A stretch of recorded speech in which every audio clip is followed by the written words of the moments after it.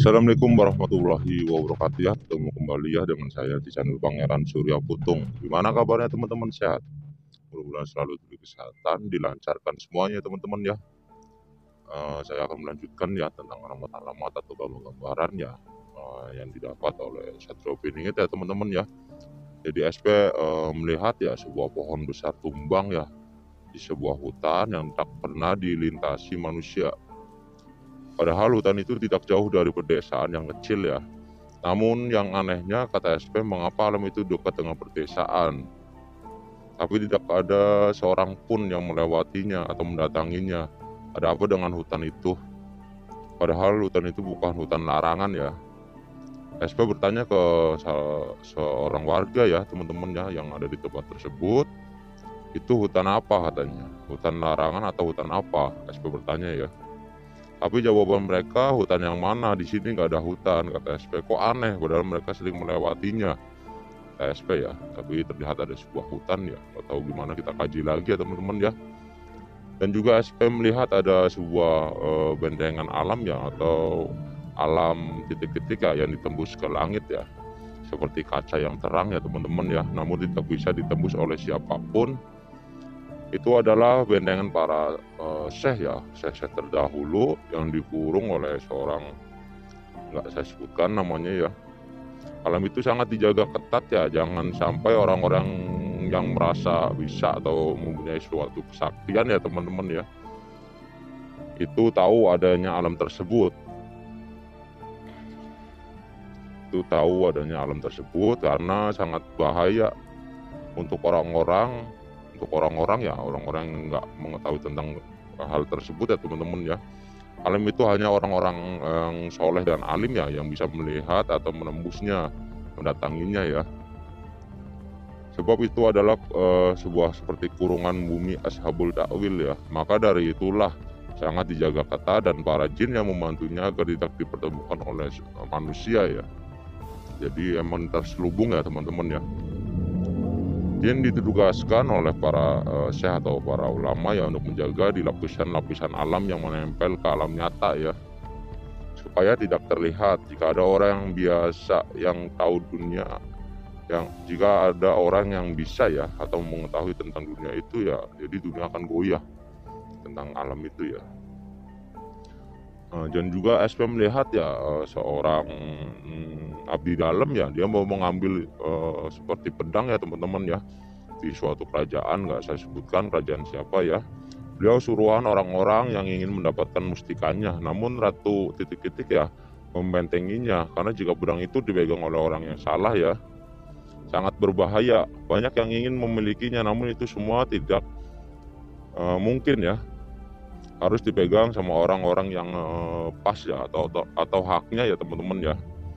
Mereka tahu sejarahnya pedang itu, maka dari itu dibuat incaran orang-orang yang ingin mempunyai suatu kesaktian. Dan seorang ratu selalu memantaunya ya, tidak ada yang bisa melawan ratu tersebut.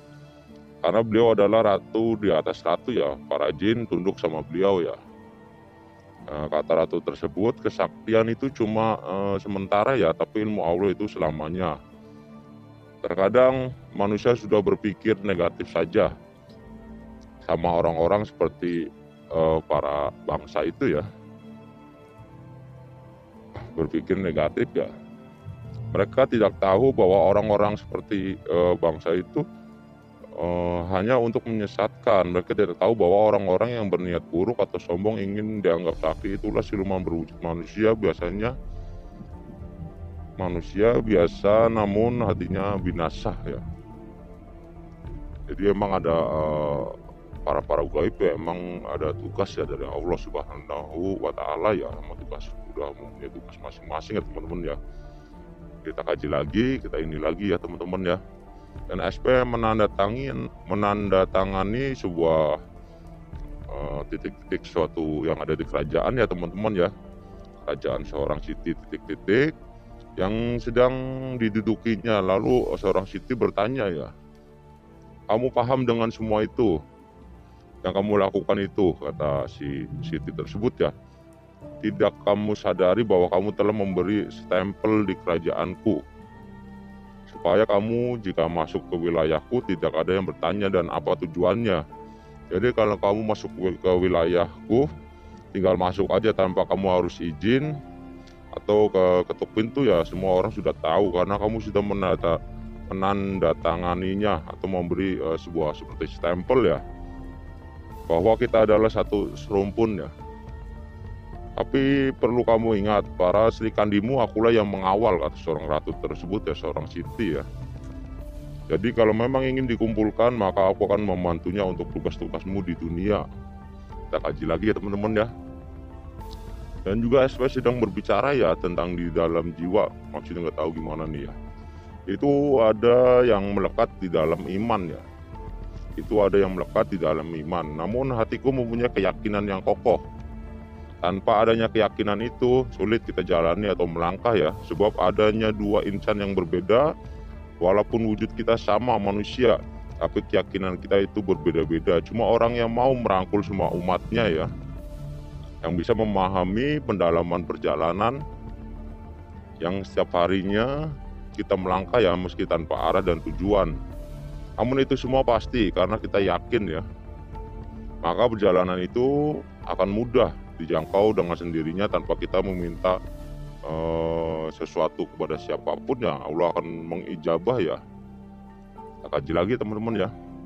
Dan juga SP melihat ya seperti besi ya, besi tongkat emas ya yang dipegang oleh, gak saya sebutkan ya namanya. SP menemuinya dengan seorang ratu titik-titik ya. Itu tongkat yang kamu pegang, aku penasaran katanya. Karena seperti magnet ya teman-teman ya, yang menempel di tongkat itu. Tongkat itu punya siapa, kata si SP ya. Dan ada apa dengan tongkat itu, simbolkah katanya. Atau memang tongkat itu beraura, di setiap pandangan mata itu hanya wujud tongkat, tapi itu adalah sinaran tubuh orang yang baik.